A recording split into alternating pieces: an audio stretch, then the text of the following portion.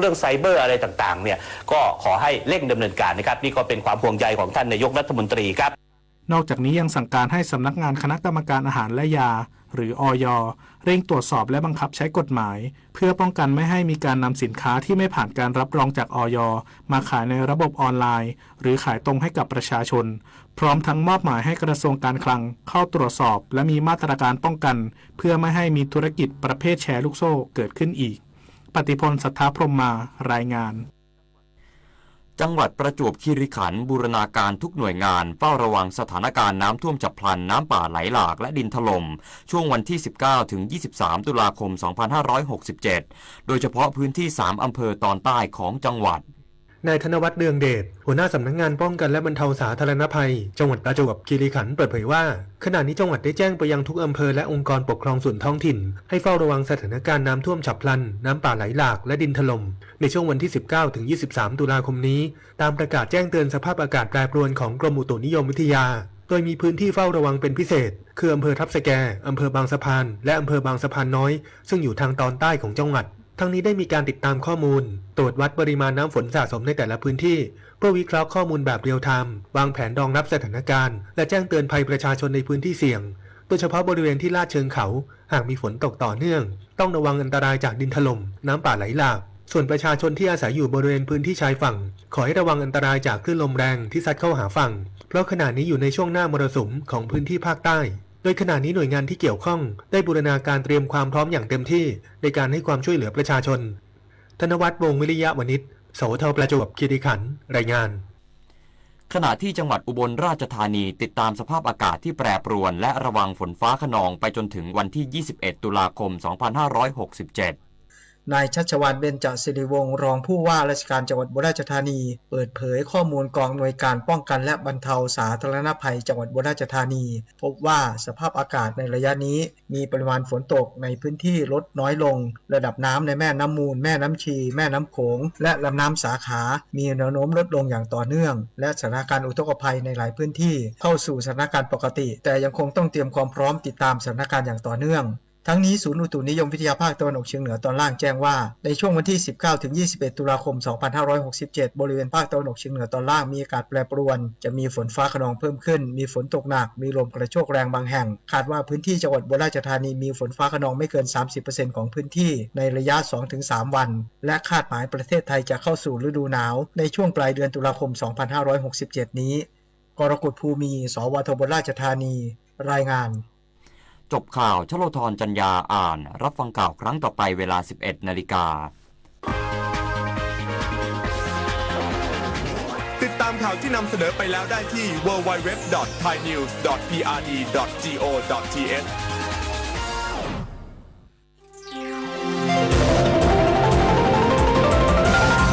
วิทยุแห่งประเทศไทยให้ความรู้คู่ความสุข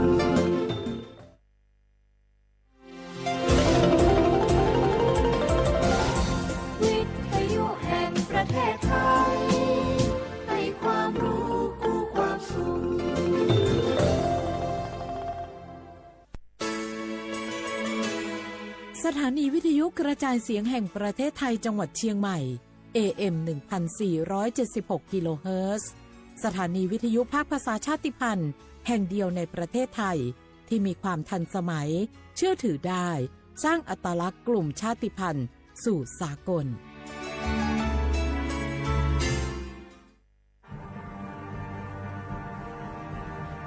ชาติศาสนาและพระมหากษัตริย์สถาบันหลักของชาติที่อยู่กับสังคมไทยมาช้านานสถาบันพระมหากษัตริย์เป็นเสาหลักในการสร้างชาติให้เป็นปึกแผ่นเป็นศูนย์รวมจิตใจของปวงชนชาวไทยเป็นบ่อกเกิดของความรักความสามัคคีของคนในชาติเพื่อเป็นรากฐานให้ประเทศชาติมีความมั่นคงสืบมาจนถึงปัจจุบัน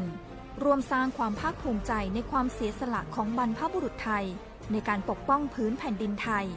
โดยสำนักประชาสัมพันธ์เขต 3 กรมประชาสัมพันธ์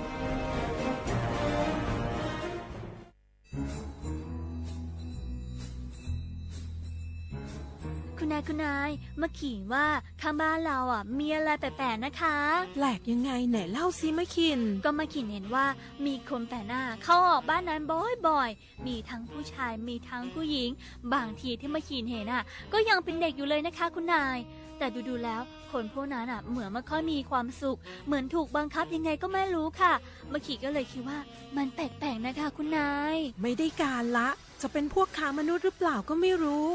คงต้องแจ้งสายด่วน DSI 1202ให้มาตรวจสอบซะแล้วขอบใจนะมะคินที่ไม่ปล่อยผ่านเรื่องน่าสงสัยแบบนี้คุณผู้ฟังเองก็เช่นกันนะคะร่วมเป็นส่วนหนึ่งในการป้องกันการค้ามนุษย์แจ้งเบาะแสได้ที่ศูนย์ต่อต้านการค้ามนุษย์กรมสอบสวนคดีพิเศษสายด่วน 1202 Together We Can หยุดค้าคน โดยสำนักประชาสัมพันธ์เขต 3 กรมประชาสัมพันธ์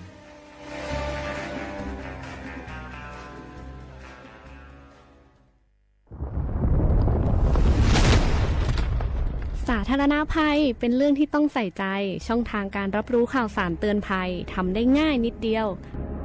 ซึ่งกรมป้องกันและบรรเทาสาธารณภัยแนะนำช่องทางไว้โดยโทรมาที่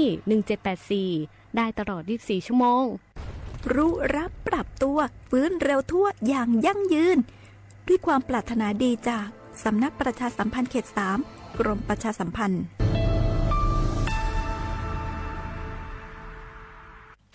บางคนเมื่ออยู่หลังพวงมาลัยก็กลายเป็นสิ่งนักซิ่งทันทีขับรถต้องเหยียบให้มิดต้องเร็วกว่าไกลแต่ยิ่งขับเร็วอุบัติเหตุก็เกิดขึ้นได้เร็วเพียงเสี้ยววินาทีการขับรถเร็วเกินกว่ากฎหมายกำหนดก่อให้เกิดอุบัติเหตุทางท้องถนนมีผู้บาดเจ็บและเสียชีวิตเป็นอันดับต้นๆในแต่ละปี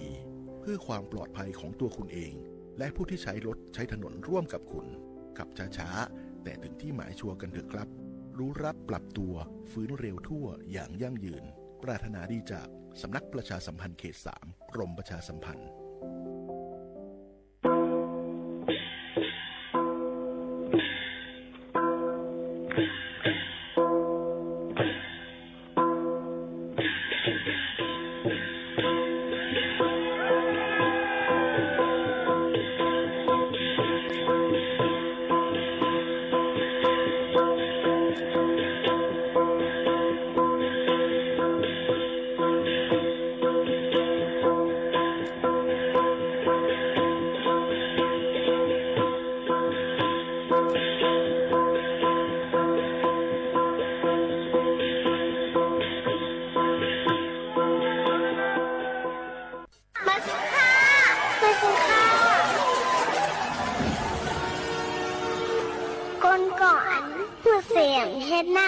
เหมือนก้อนมีสายตาแรงก้อยกะกินพุทขาพุดไว้ก้นเอาหูสังเฮ็ดนั่นซ้ำเหมือนก้นตาบอดตินมือสมีอยู่กับเปิดไหนป้อใครเป็นก้นสายตาแรงก้นมีตินมีมือแหนซึ้งหูว่าหลูเลยหูเฮ็ดไก่หลูเลยเฮ็ดว่าเฮ็ดยาวหลูเลยตาสังหูลองสิลองจ้าให้หูก็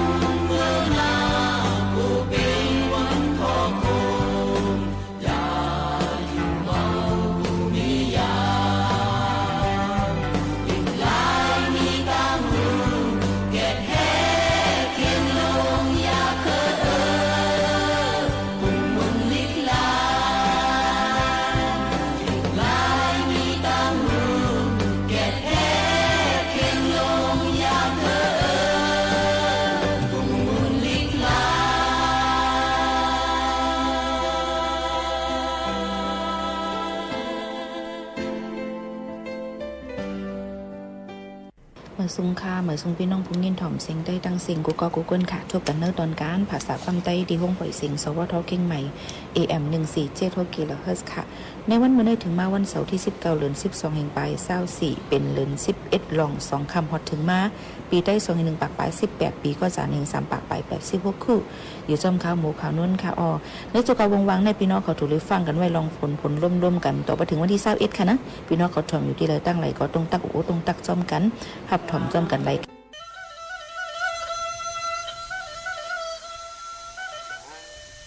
มีกันวันในย้อนเปิดเขาคาเลยเปลี่ยนเจ้าคือจัดไปใหญ่มากในหนังดินไกใหญ่มากจอมเกินเติบหรือไม่ใหญ่มากจอมป่าเถื่อนเมืองไกเขาคาเลยในเขาจะเอาข้อความว่าต้นถึงพี่น้องเขาอันนี้คือข้อความว่าป่าเถื่อนห้างเมืองไกในขา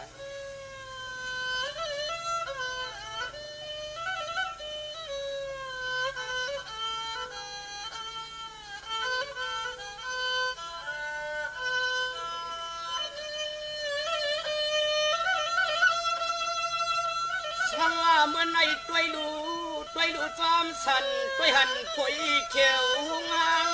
สัดดังปนปันว่าซอเดลินจึงเติงทุ่งเมืองจึงไต้หวันใส่เฮกึกกุน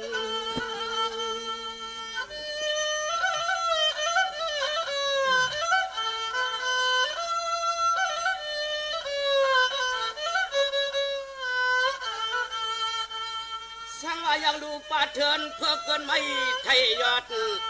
มันนาก็มีอภดานเนียนนาพุงตะโคยใหญ่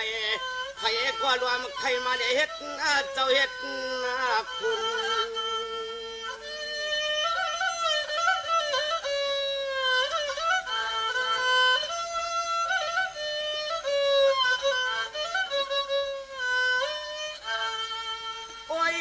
ณตัวยาเล่กุนปูนกุนนั้นลอยนั้นลอยปูนเปลี่ยนทางดีปนตอนเพื่อนย้อนให้ป้อได้เศร้าตอนเฮาก็มีเสียนตังดูมาใจกันนาทิ้ง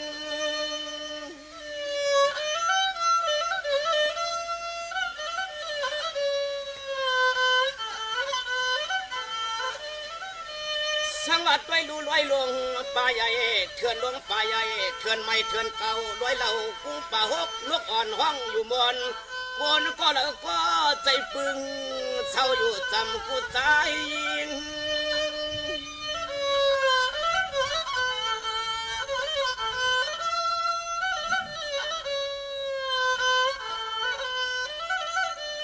ว่า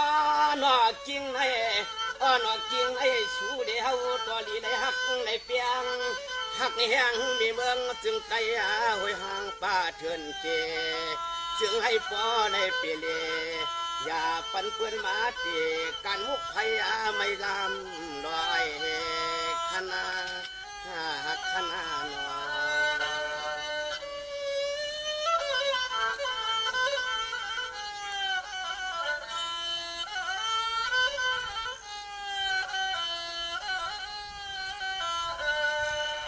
สังวานี่ตัวอยู่ไม่ลงต้นใหญ่ต้นใหม่ต้นเก่าถ้าเรากูเผาจนเปลี่ยนเฮาอยู่เศร้าโคปืนไตหอมความสางอ่องสวรรค์ปานอ้อโกตันโกขีวันถึงวันนาทีให้ป้อมีปืนเงินอ้อเพื่อป้อเฮาโกตกลืนหน้าอย่าอ้วนยงเงาอย่าอ้วนยงเงา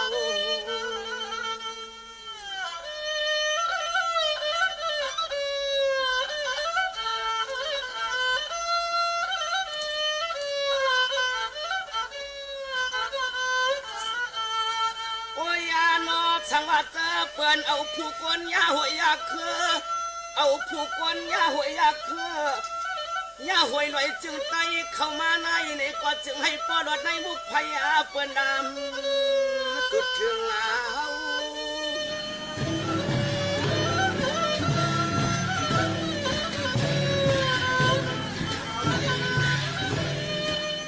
สังว่าวันดูที่อันไม่ลงต้นใหญ่ไผ่ก็ใจอ่อนไข่เมื่อปึงอยู่จึงโคตาม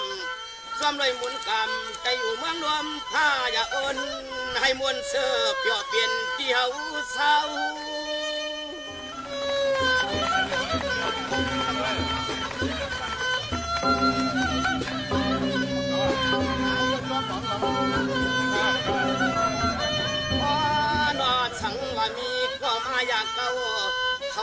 เขาเจ็บเขาเลิกเขาเถอเขาเก้าดอไว้มุกพยาให้สุดป่าในก็อย่าปันเปื้อนมายากุ้งลอยเฮาลอยเฮาอย่าปันไม่ปัดเถินเฮาอาลูเฮาควายในข้าเนิน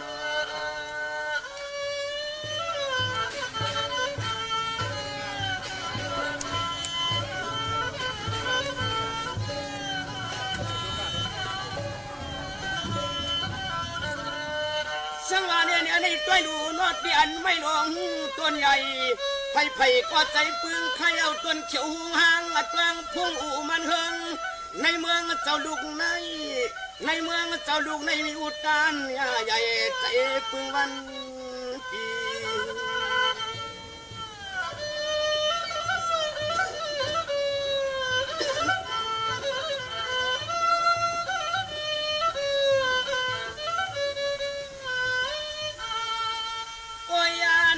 ลีวนตัวยากาลีวนตัวยากาเพราะว่าเปลี่ยนตัวเหลียวหุ่นเปลี่ยนตัวเหลียวหุ่นเฮมุนขึ้นมาในยากับเมืองเมื่อเหลียวในไผเข้ามาเดือดเตียบอยากเก้าก็ตวนเฮาว่าเคหันลูกปล่อยเฮียฟัง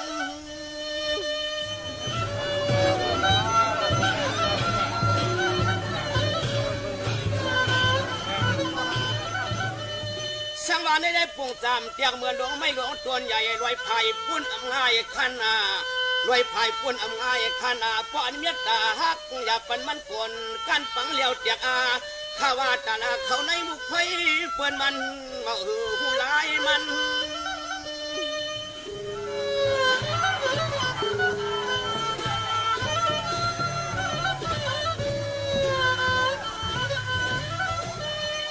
โอ้ยนอปวัดสู้เจ้าข้าคือเด็กกันรอพันคือเด็กกันรอเตียบเจตินว่าเปลี่ยนตัวหุ่นไม่เช่เปลี่ยนตัวหุ่นใหญ่เช่มันก็เปลี่ยนคือได้มีดองตังไม่ตังทีเดือนหน้าว่าเปลี่ยนปุ่นคอนหลิวพายเอาพายเอานอ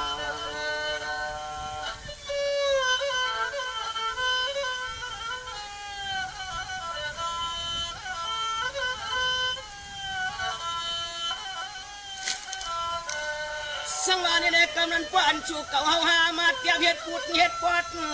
มาเตียบเฮ็ดปุดเฮ็ดนาปอดยานกันเนาะผู้ตะกาเปลี่ยนนั้นในปีวันขึ้นผู้ตะกาเปลี่ยนนั้นในปีวันขึ้นวันตื่นเขาในมุกพยาเปิ้นหาดวงเมื่อจุดเขาเปลี่ยนหามให้กว่าให้เปลี่ยนเฮ็ดนั้นเยานะ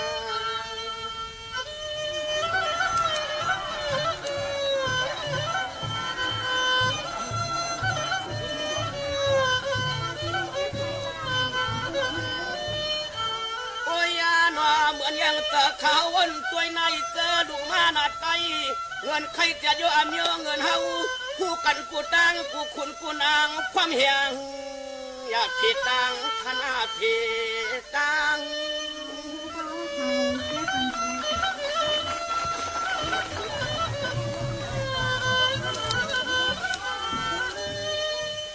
สังวาในเจ้เขาเปลี่ยนเมียเมียอยากจะมั่งหน่อยคุณมันสังว่าเขาเปลี่ยนเมียเมียอยากจะมั่งหน่อยคุณมันโคดันกะหือหนึ่งในก็อยู่เสาก็แล้วก็ที่มาเปลี่ยนไว้คือเจ้าอยากจะใช้จึงสร้างนาง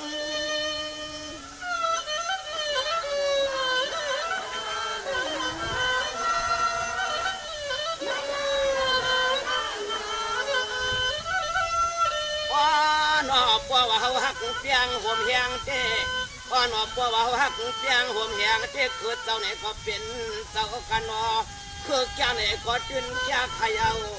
อ๋อนอคือตาคือไม่คือในขี้วันโยกูเมียวในที่ว่ามีชื่อเรือใหญ่เช่อยู่เสาก็แล้วพอเพราะว่ามีปีหยาญมันก็ตื่นว่าเปลี่ยนเจ้ามังเมียดมันความสายสักดังชื่อเรือความโยขยาวขยาวนอ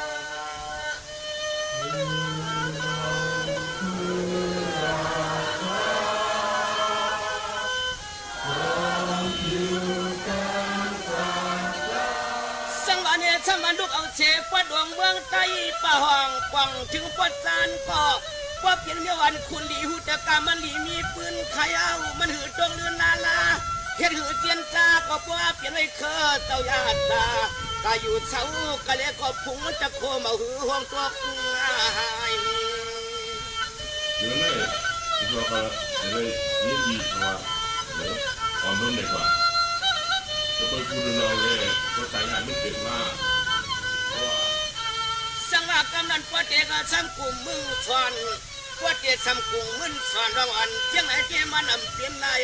มันอำเปลี่ยนได้ในที่คิดทางเตียมซุ่มลายไต่ตาเดิงตาไต่ตาเดิงจนเคืองทำหำสวยแห้งอาไตเขาเด็กเขาเนาะจากแกมบองก็คิดก่อนไปสังวาดองสังก็อย่าเปียกยามสอนวนฟองมาไว้ตัวเปิ้นควันกาไว้ตัวเปิ้นควันขาเสื้อในผู้ได้ตัวกูจอมในหม้อหุ่มมาไพ่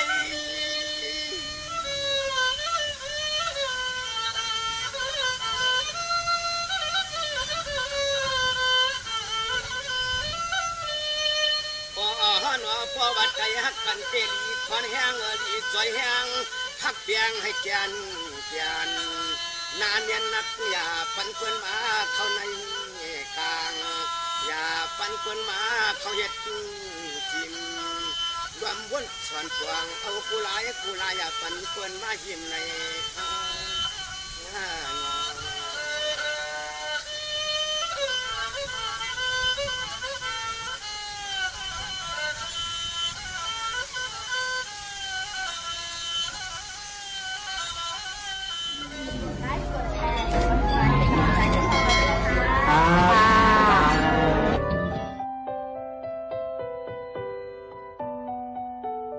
งใจถ่อมด้วยความใจลูเมืองปาดในค่ะฝากตอนทั่วถึงพี่น้องเขาให้แรงยินถ่อมจ้อมกันในค่ะเป็นความปานเก่าในค่ะนะส่วนเขาวังในค่ะพี่น้องเขาก็รู้เลยรู้ล้อมด้วยถึงป้ายอยู่ลีกันก็บอกว่าตั้งเป็นเอามาได้เป็นไข้วัดใหญ่ไข้วัดมาลาเรียหนาวนกไข้วัดอันมาจ้อมตั้งเป็นข้าวฝนจะในก็ถูกเลยไว้ฟังกันอยู่พี่น้องเขาก็อ่อนกันคัดจะรู้ล้อมด้วยถึงป้ายอยู่ลีกันค่ะนะ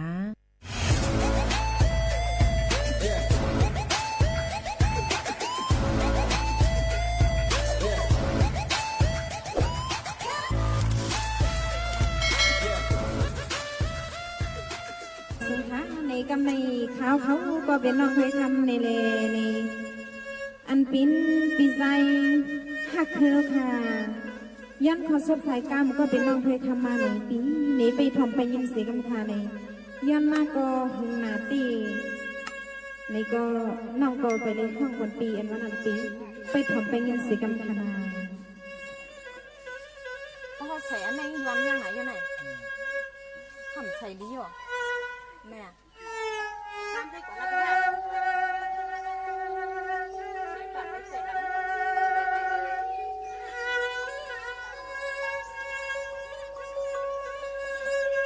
นี่เมื่อไหร่ปีสายหักขึ้นก็เป็นเปียเฮว่าปีเจ้าเป็นเสียหูหันตามมาซึ่งดึกตัวเล่นวันเมืองซึ่งแต่ยาวขาดตีบอลคนปีเลย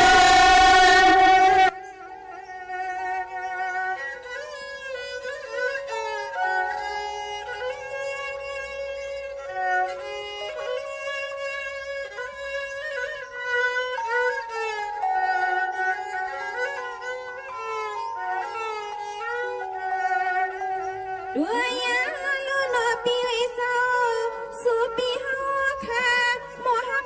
กันเสื้อสัตว์วันเมืองให้ผัวหึงไม่สูงมานอปีเสื่อมา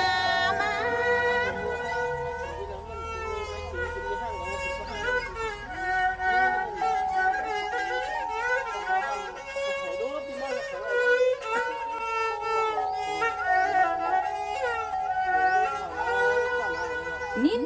ในที่เปียปีพลีขามมาดุกขามยาบา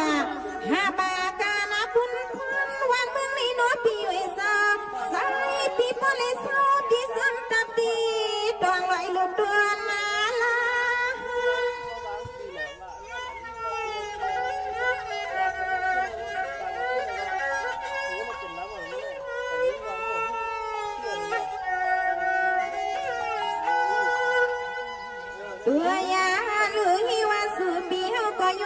ขอสุดเลขความหลงมา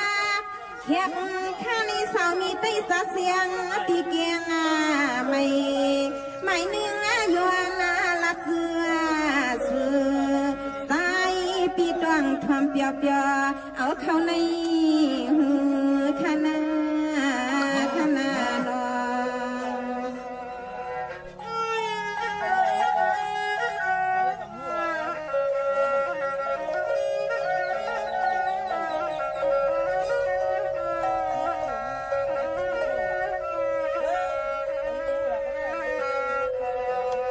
นี่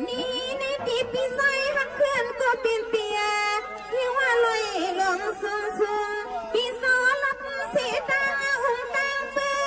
สูงสนอสึกคือเธอบ่วันเมื่อกว่าถึงเตียงไม่นอปีนอ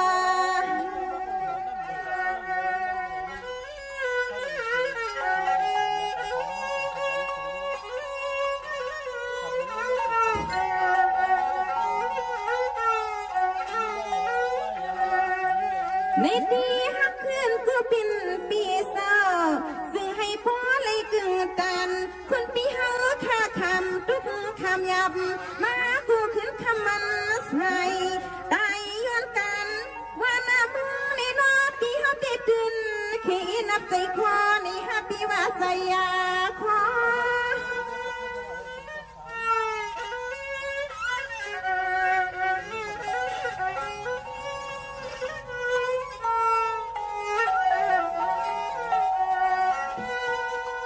นี่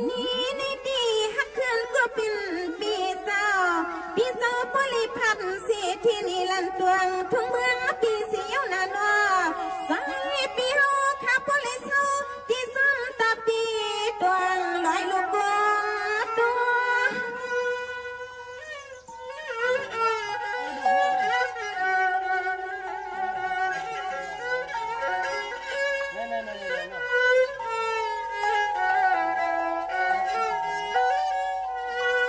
ตัวยาลูกคำปีเศร้าสู่ปีเฮาก็มาว่าห่างงานวังเพราะว่าไตความกันติดดือนาตีขี้ขยาตาการวันเมืองซึ่งไต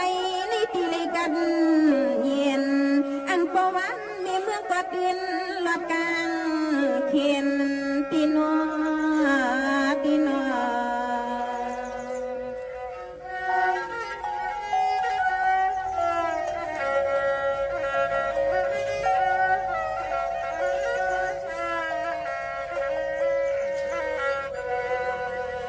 นี่ในตีปีใสหักเขื่อนก็เปลี่ยนปีหน้า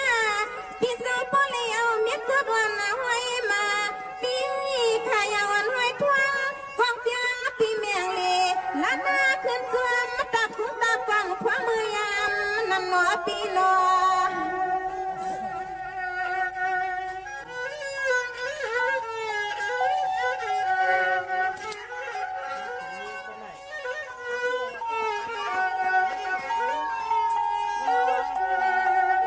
ตัวยาล้วนนี่ซึ่งให้ใส่ปีเฮา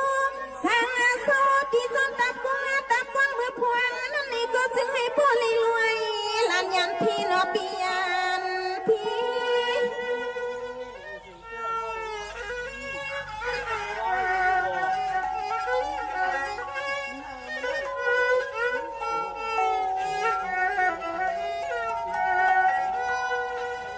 นี่ในตีปีน้องวันปีก็สุดยัง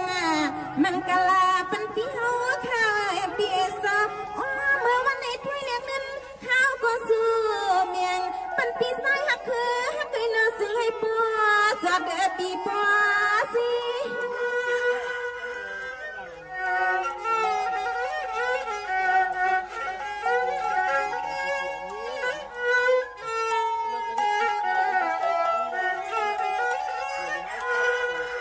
ตัวยาลูกพี่กับ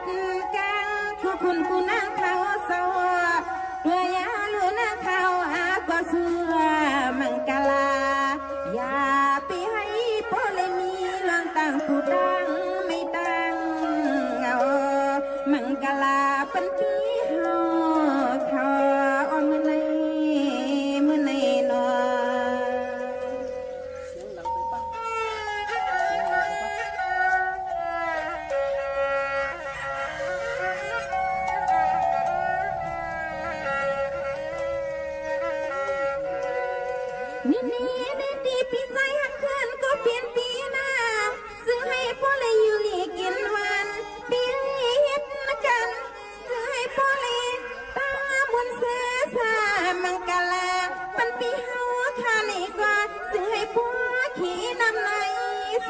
ปีลอ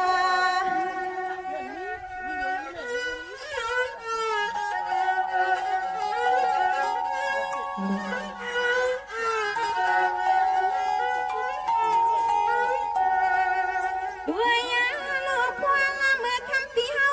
ถ้ารับขึ้นจวมตัดตีดวงลอยใหญ่ในก็ถ้วยเรียกลินวันปันเฮียงข้าปีปาน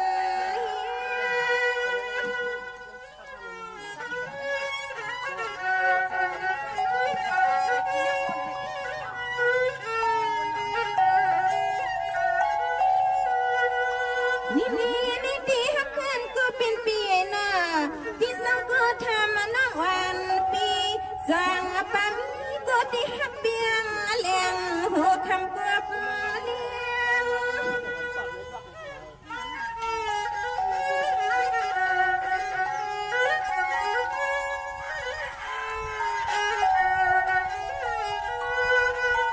ตัวยาเลือนก็ฮักก็เปียงตีถ้วยน้องยิงปีหือปามีค่ะสั่งว่าคุณปีใส่ฮักคือฮักถ้วยน้องเฮาที่ยาปล่อยปันให้เฮาน้องปลิตางอยู่เงาหน้าเมืองสื่อนาปีนาปีนา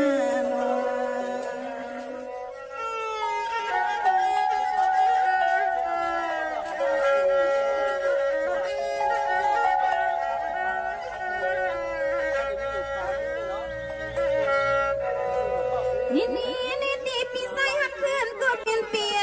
น้องวันปีนี้ละนำเปลี่ยนคำใส่ถ้วยคำด้วยเลยน้องปี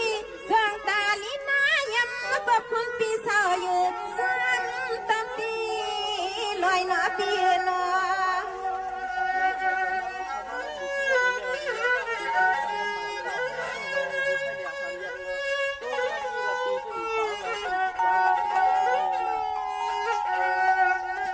ด้วยยาลุยว่ามังพอมาในคำปีเฮาก็พอเลยนวลทวมสิ่งลูกนางอิงนางควายลอยหาเงินนั้นขาปีก็สึกปีเมื่อเปิดปีเมื่อ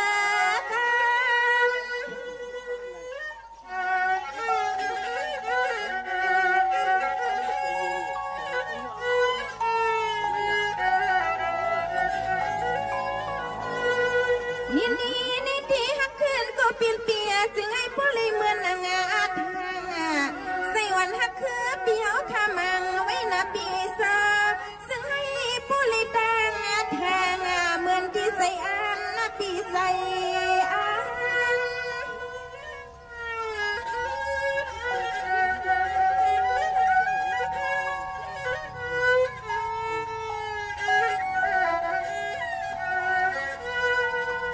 ด้วยยาลูซิวลีนันที่โนปีเอซาซึ่งให้พลเมือง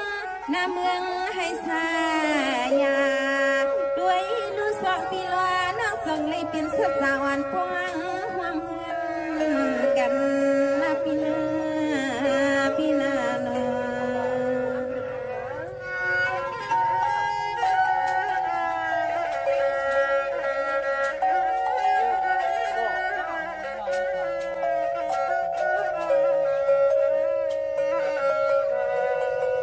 ฮัลโหลน้องวันปีเฮาวันกว่าวันมาน้องยังปีสังปีมาห่างอีลัวสุปีเนี่ยนา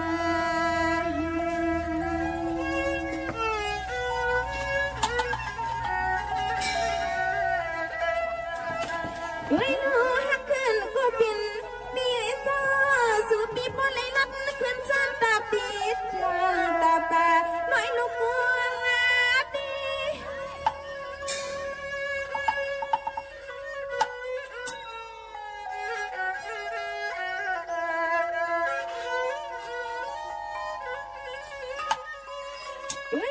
ปีซึ่งให้คุณพี่เฮาขาปลอดกันลานายันนะพี่น้อยเลี้ยงเงินนางถ้วยขาวก็ที่สันซื้อเทียงตัวปันเมียงสังวานนาวันนาเมืองให้กว้างเอิงซื้อกันถ้วยนั่งขาที่สวยคุณพี่ซื้อ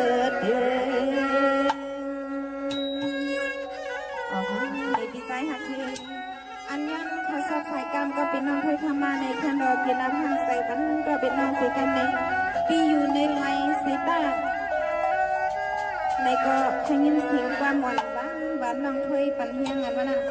ปีนี้ก็ฮักก็เปียงก็นอกจากความมีเรียนว่าในน้องแต่มีพาปีนี้สร้างว่าปีข้างหน้าน้องฮักปีนี้ก็วันหนึ่งให้สองกับพี่น้องได้ขึ้นไปหน้ากันอยู่ที่ที่ใจฮักที่ไหนในสงครามเจอแมงไวรัสโควิด -19 ไวรัสตีเฮ็ดให้ก้นตกเจอตื่นพันและแพ้เจอมันกว่าอ่ำกึดลือกึดยั่งลูกดีเจอแมงไวรัสตีอันแพ้เตือนกว่าจอมจันลมฝุ่นไอและจามจันลมถวยใจเจมเจอนั่นก้นอันที่ฮับเจอนั่นเดมีลมใหม่เนื้อเลือดเนื้อใหม่ไอถวยเจอหยาบคือเป็นตั้งเป็นเหมือนหนังตั้งเป็นไข้วัดใหญ่อำนั้นก็ตั้งเป็นวัดธรรมดาในค่ะก้วยกาเฮาคาเฮกังเลยลองตั้งใกล้ๆสุบสีล้างมือเฮาหมดใส่เสียนใสเลยนำและตั้งก่อนสีอำนั้นสบู่แท่งอันนึงค่ะเฮาคารู้เลยรู้ล้อมด้วยถึงลองเสียนใสเลยตั้งเอาเจลล้างมืออันโฮมป้าดังแอลกอฮอล์ 70% หลูเลยต้มซุปปิกซุปและคู่หนังมือพ้องเฮาคาไอแลจามนั่นเพราะว่าเฮาคาเจกระดาษทิชชู่เนี่ยก็มือเฮาคาไอจามใจเย้านั่นเนี่ยก็เอาเจกระดาษทิชชู่นั่นแปดลงกว่าในกวยเหยื่อยุกยักอันมีฝาปิกลื่นมาจุดเลยล้างมือเฮาหมดใส่เส้นเซอห่างไกลลองก้นอันที่จับตั้งเป็นโรคาอำนั้นก็ก้นอันเหมือนหนังพังหางเป็นวัดอำนั้นก็ไข้วัดใหญ่และโหลเลยกว่าฮบทบหมอยาสังเจอว่าเฮาคามีลมไม้ลมหนาวไออำนั้นก็ฮู้ว่าตัวเจ้าเก่าถวยใจหยาบมากโควิด -19 เฮกังไลป้อเฮาคาหมอป่องใจเอาค่ะมาถ่อมด้วยลองตั้งหูป้ายหันฝากตวนจุดถึงพี่น้องเขานักตวนกันผัดสาความไต้อยู่จอมขาวหมูขาวนุ้นจอมกันในวันเหมือนในว่าเจิงหนังในค่ะขอความมันเลยว่าตั้งว่นต่ามือในค่ะเฮาหาไกลเลยทบญาลองปุนพ่อนนำหนาป้วนตีลองเลยเกี่ยวก้องเฮ็ดจ้อมนำหนาป้วนตีแลลองนาการปุนพ่อนโปดเต็งหนาป้วนตีเจอในรู้ไหนก็ใกล้ๆเป็นอยู่ค่ะนะแห้งเลยเจอจ่ายข้าวย่ำแลมาแห้งหรือล้วนป่นตีหนาอาล่าแลดัดเตียบตัดเจอปอกขยับนั่นเยาค่ะลองกวางก้าเลยลองอ่ำเต็ดเน็ดรับรองเลยแห้งน้ำลายหนาเนียนแลแห้งน้ำลายหนาเนียนแลป้อเขาออกเจอกูอันอ่ำจับพูดจับห้อยมานั่นใครเยาค่ะอยู่ๆในค่ะมอมีใจใครหาไล่ตั้งตัดที่ออกม่นป่นหลอดไหลตีในเงาไล่จึงนั้นมากกว่าค่ะอ้อเหมือนกันยิ่งหมู่เขานู่นก็เหมือนกันค่ะนะมังปองวนสังอ่ำมาสังในบ่ใครวนผิดกว่าเป็นกำนั่นค่ะนะเนาะถึงกำเงื่องแวเลียนปลายอ่ำป่นไหลมานั่นแต่งโตเฮ็ดเนเหมือนจึงย้อมหับไหลลองหลีเลยเจอนั่นเสอันเลยอันเลยก็ลำตันกึ่งกลางคัดใจเฮ็ดให้ยาวตัว8กำเหลียวอยู่ยาวค่ะก้อมก้อยเฮ็ดเฮอเจียวยาวตัวแลตีเตมามีลองขึ้นใหญ่ไรค่ะนะย้อนเฮ็ดจึงนั่นแหละยังจังเกิดมาลองลู่ซุ่มตั้งลอง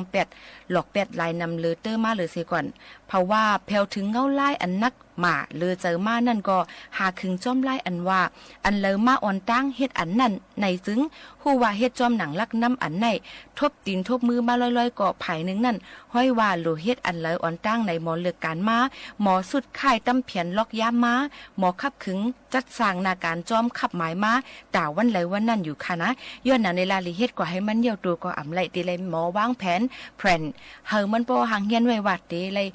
เตรียมหมายไว้ว่าเตเลยเฮ็ดอีสังอ่อนตั้งเตเลยเฮ็ดอีหังกว่าแทง10แทงจึงหนังไหนค่ะอ้อแต่เตเฮ็ดจอมลักน้ำอันว่าอันเลอมาอ่อนตั้งเฮ็ดอันนั่นในอ่ำเจอว่าง่ายเงียบนานนังเก่าค่ะนะก้วยกาเลยว่าจังหมอเจอตื้อข้าวยามแลเงาหักตื้นล้างเฮียงกันมาถึงตีเต้ๆนั่นค่ะอ้อวันไหลวันนั่นเยี่ยวการนำเลือเสมาลองนักนาแต่เพราะว่าปานก็ย้อมมามาว่าจังหนังในค่ะตั้งวนแต่เมื่อในนั่นในลักน้ำอันว่าอันเลยมาอ่อนตั้งเฮ็ดอันนั่นในเฮ็ดให้นาการตกล็อกลีเสแลถ้าเจอก็เลยนิ่มจ้อมค่ะอ้อในอันนี้เอามาฝากตอนจุดถึงพี่น้องเขาให้เลยยินถ่อมเป็นปื้นหูเยาก็ใส่ใจว่านาการอีสังลาลิล่ามเฮ็ดกว่าก็อ่ำไรหรือเลยหมอวางแผนกว่าเนี่ยมันจังไกเยาตัวหรืองามเยาก็นาการนั้นเนาะค่ะเฮ็ดนั่นมันก็ติอ่ำหยาบกินเจอเนี่ยค่ะอ่อนกันลือรู้ใจแทงโจแก็บกำก่อนค่ะ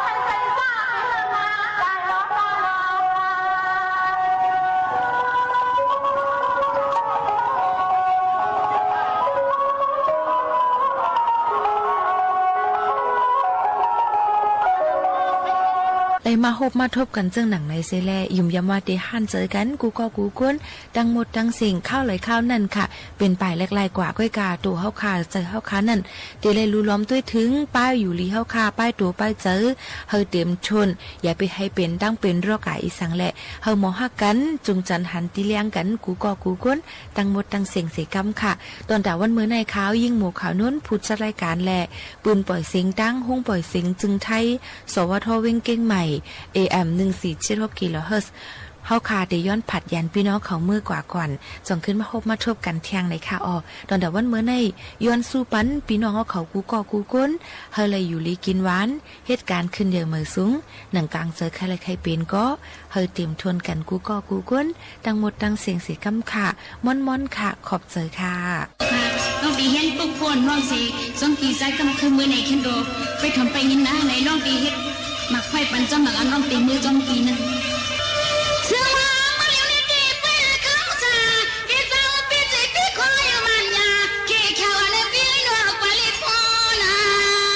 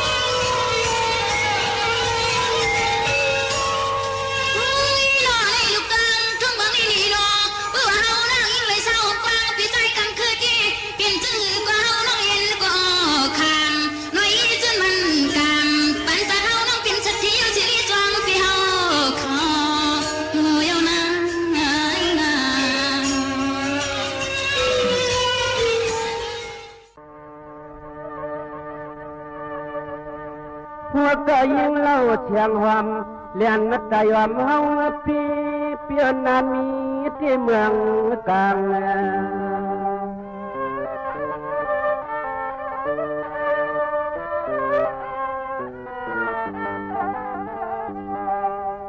สังว่าเมื่อไหนได้ว่าผิวจันขวางห้อง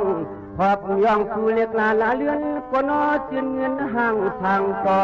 ไล่เมียวไล่ทบจุงใจพระคำลัง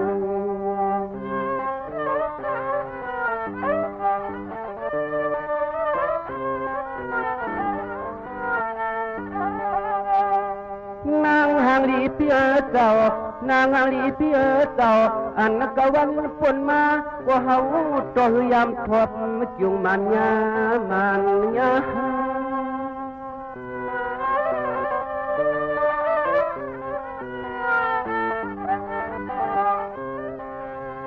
เหมือนในที่เรียกว่ากามทุนมุนนัดต่อ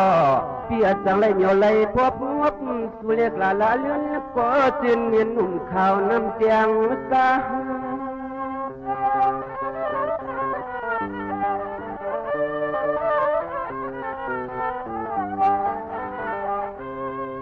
ถ้ายอดลำก็นอสำจริง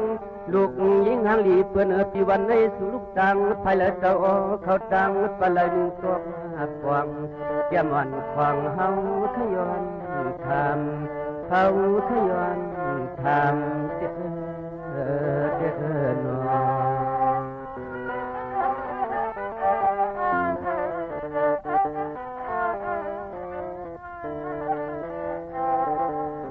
ในจิตกว่าพวนตั้งว่าเชื่อนเดือนหอมยิ่งยังสามฟังน้องพี่เฮาความยำทบหันยันสุเรียกลาลาเลือนก็จืนเงินมีห่างมีทาง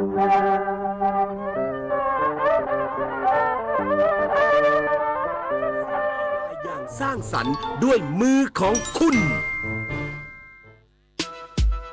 ถ้าคุณชอบใช้โซเชียลมีเดียและไม่อยากถูก